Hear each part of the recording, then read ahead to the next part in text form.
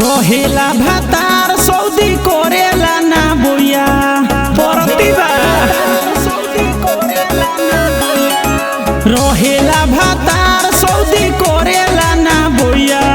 रोहेला भातार सऊदी करेला ना बोया पियाज में के खोया छोड़ावे न दोइया पियाज में के खोया छोड़ावे न दोइया पियाज में के खोया चौकी पबेले रोटी करेला रसोइया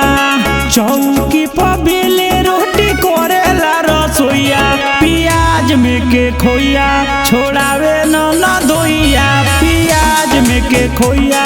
छोड़ावे न दोइया पियाज में के खोया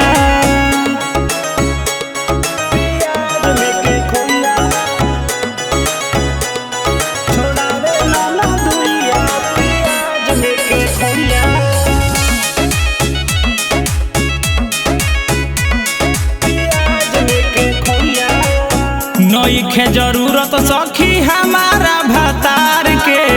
दूधिगर खेत हमार रख देला फार के अरे पलाऊ हो नइखे जरूरत सखी हमारा भातार के दूधिगर खेत हमार रख देला फार के दोही में डाली रोही कोरे नी हम धुइया दोही में डाली रोही कोरे नी हम धोइया पियाज में के खोया छोड़ावे न दोइया पियाज में के खोया छोड़ावे न दोइया पियाज में के खोया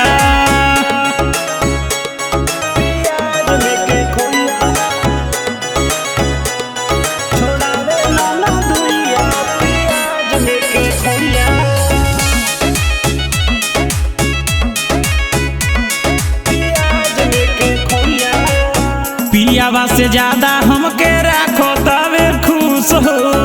रोजो पियावो तवे केरावा के जूस हो नंदोई मनबा पियावा से ज्यादा हमके राखो तवे खुश हो रोजो पियावो तवे केरावा के जूस हो राजेश मुकेश पवन करे ले टोया राजेश मुकेश पवन करे ले टोया पियाज में के खोया छोड़ावे न दोइया पियाज में के खोया छोड़ावे न दोइया पियाज में के खोया अबे करे पर हम